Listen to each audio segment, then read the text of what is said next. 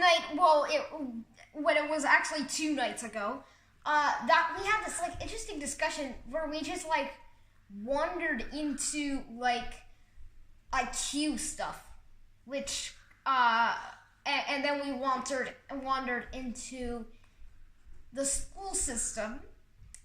And in this video, I'll make 3 points about why the school system is bad. Not really bad, but it's well, I guess it's wrong to say it's bad, but I mean it's but I think it's good to say there are better ways to do it. So yes. So. And I said, Simon, I think you should write an article, and he was like, or maybe we should make a video, because I loved your points. Yeah, I've got a few points about.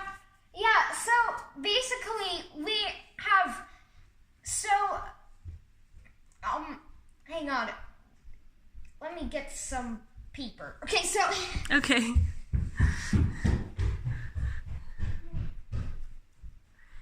Just grab your sketchbook.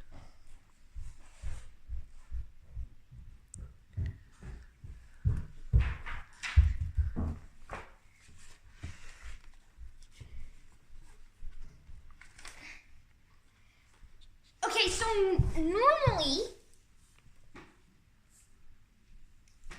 people think that the IQ is a normal distribution. So there's like a center value, and then if it's higher than like, I don't know, 130 IQ points, something like that, then it's like extreme IQ score. So basically,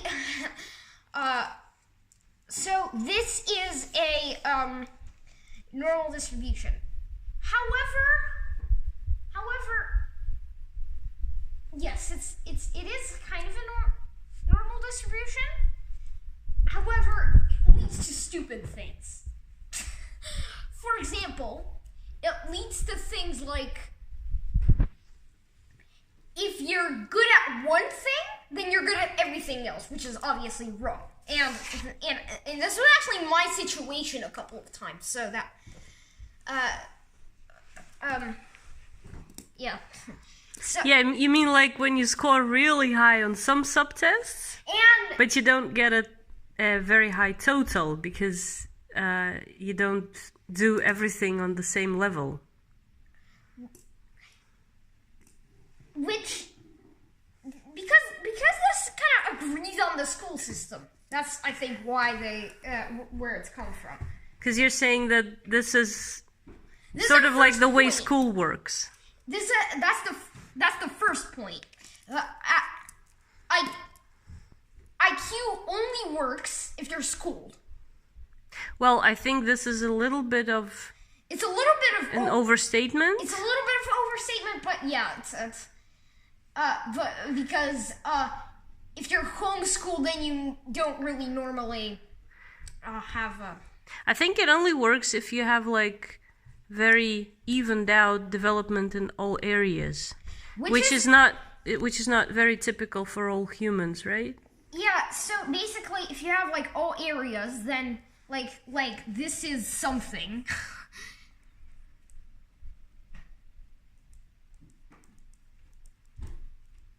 This is something, and this is your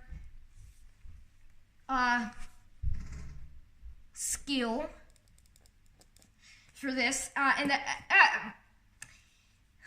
reason why I'm taking something and not areas is because, you know, I shouldn't really put numbers on here. It's like a bar chart normally. Different areas.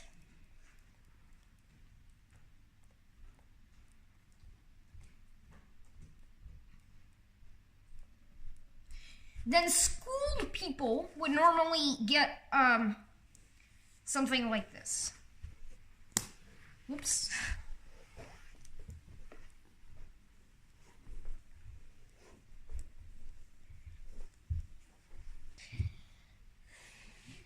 This is my case. It looks a bit like this. these are kind of like math science. Something like this, and these are other things. So basically, so normal homeschooled people have just like a randomized bar chart of sorts. Schooled people have like a very even bar chart.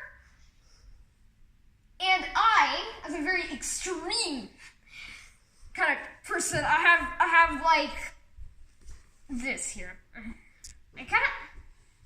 But what you were telling me during our discussion that we're referring to, you're not only speaking about yourself, but in general about different homeschooled kids, that they're just, in your view, allowed to follow their passion and invest a lot more hours per day into their talent. So we're not only talking about you as an extreme case. We're talking about in general educational system where people would be ideally allowed to invest much more time in what they're good at. Because this is the thing. Teachers try to learn the topics that they are not very good at, which is wrong. Because what do you mean teachers try to learn? Teachers try to teach. Teach. I just teach things that their students didn't like learn before or something, which is wrong. Because look,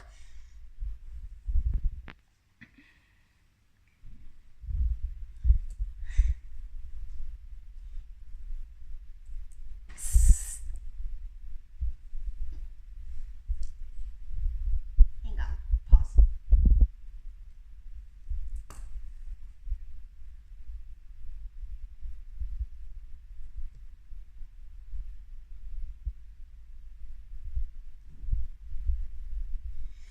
Okay, yeah. So that can like overwrite their passions. Not only can they like learn the wrong thing, but they can even overwrite the But the teachers can even overwrite the passions, which is quite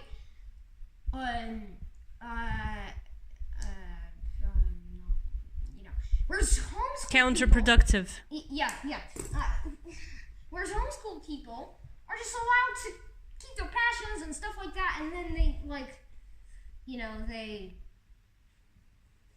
have their passions, and they learn more and more of their own passion instead of like not really having a very even thing. So and which counters the IQ statement on which IQ is based, because the IQ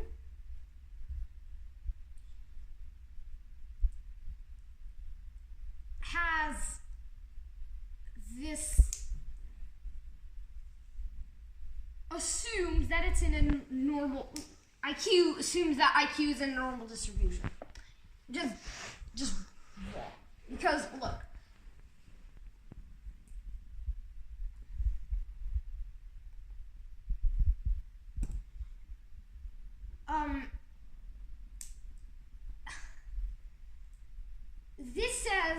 this leads to stupid things. Like if you're good at one thing, then you're good at everything else, which follows the school system, as I just said. So what is it the IQ actually in? In truth, IQ doesn't actually even exist, because look, every human has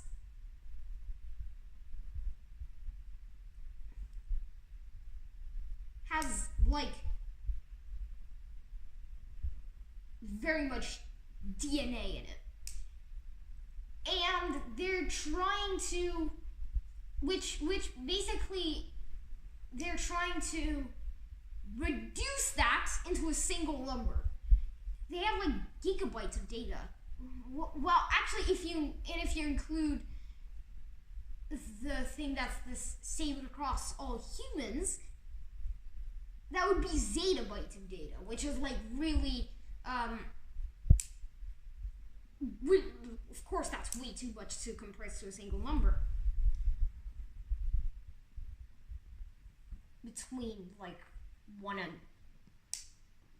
like 150 or something, or yeah, because it's like, we're talking about more than how much a computer can store, and so yeah, it's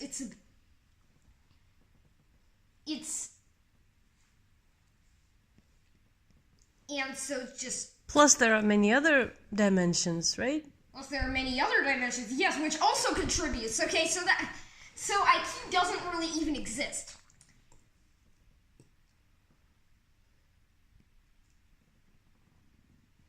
Okay, my second point is more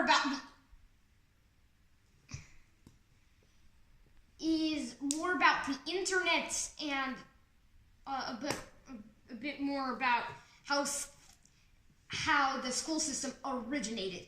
It turns out, if you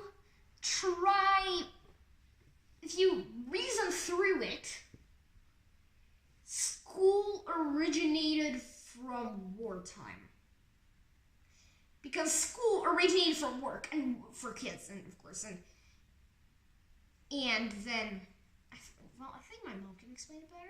I think what Simon means is that he knows that the current school system is connected to old Prussia.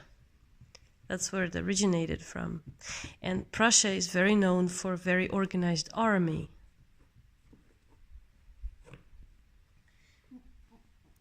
This might not really be a correct statement. Because look,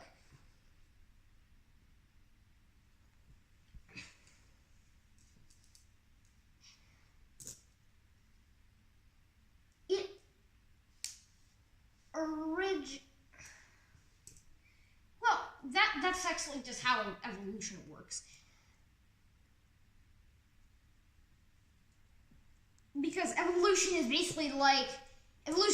basically just trying different things, and then that's the thing that will best survive. School works good, actually, I think, because, well, it works good, but there are better ways to do it. That's the whole thing. That's the whole point of this. And so it survived onwards.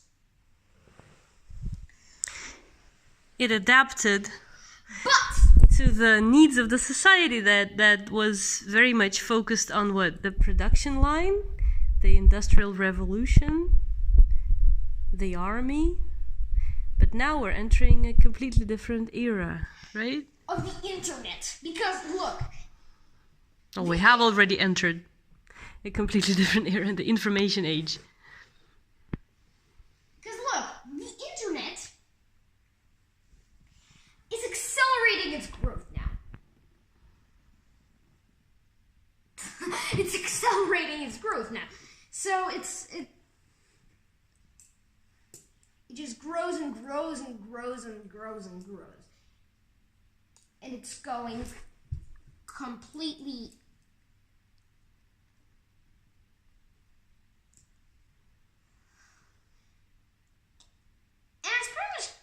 going out of control now. Eventually, what's going to happen is the internet is going to explode, and then it's going to destroy the school system as we know it right now. So it's going to kill the school system as we know it right now, right? So it's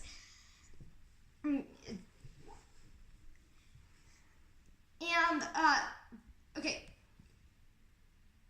Great video from Veritasium about this that I actually haven't watched yet. But but why do you think internet is going to kill school as we know it? Why do I think it?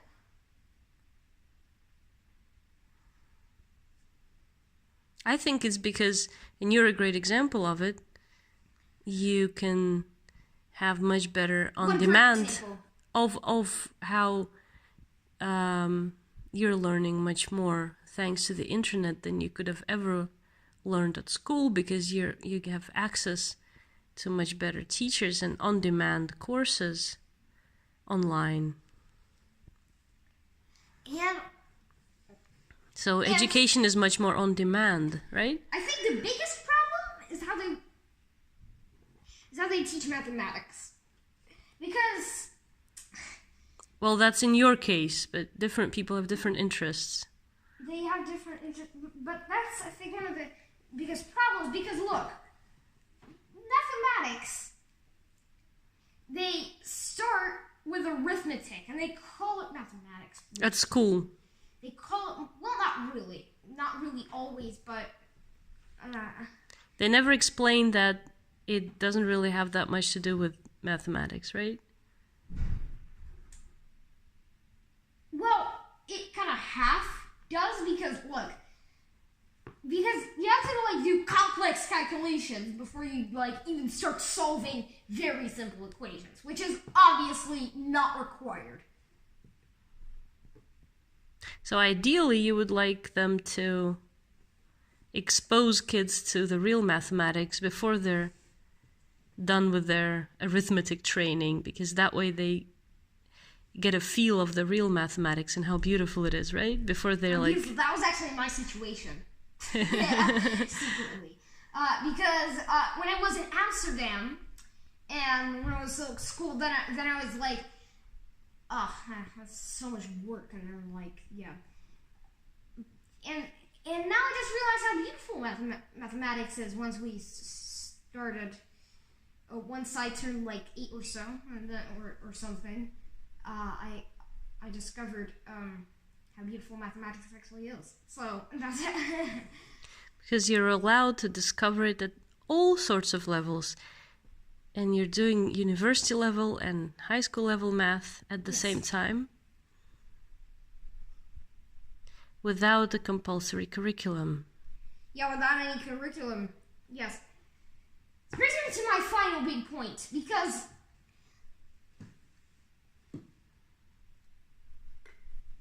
and without necessary exams that would discourage you.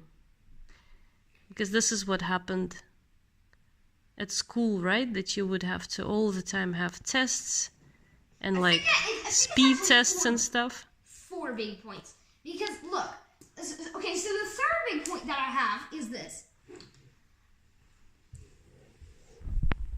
I mean, check this.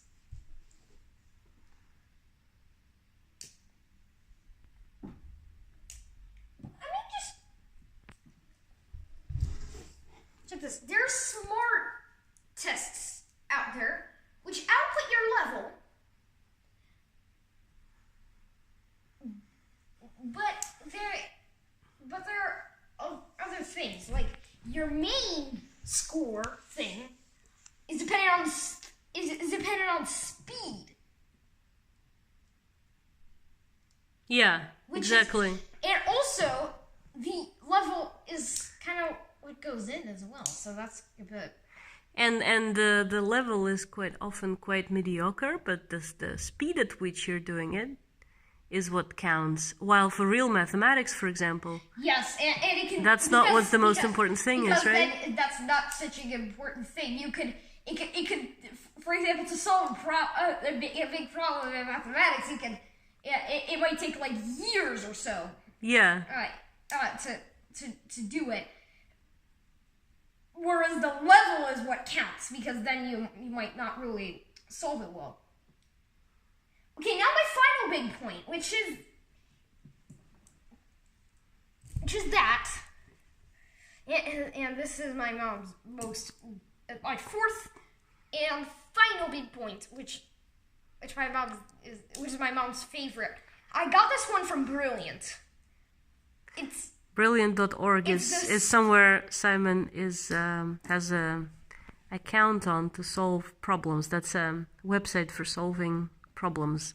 Which is basically not like dumping stuff on the website and like stuff like that. All the questions are guided by 8 principles of learning, and this is basically my 7th principle it's basically the seventh principle of learning. It's my favorite. Allows for failure. Because look, the school system the reason the school system doesn't really allow for failure is because you get marks. It is dependent on how good you do.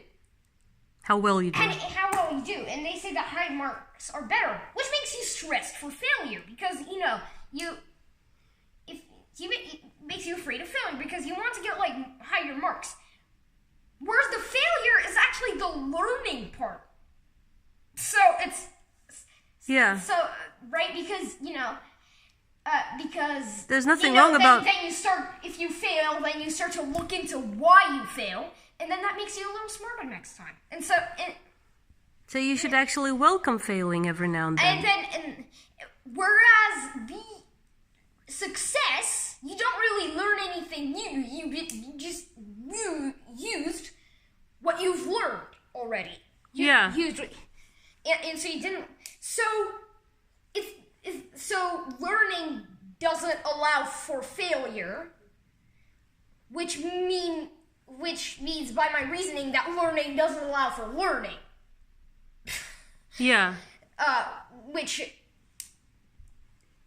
is why Brilliant has this, like, purpose to allow for failure. I love this last point. It's my favorite as well. Thank you for this lecture, Simon. Whoa!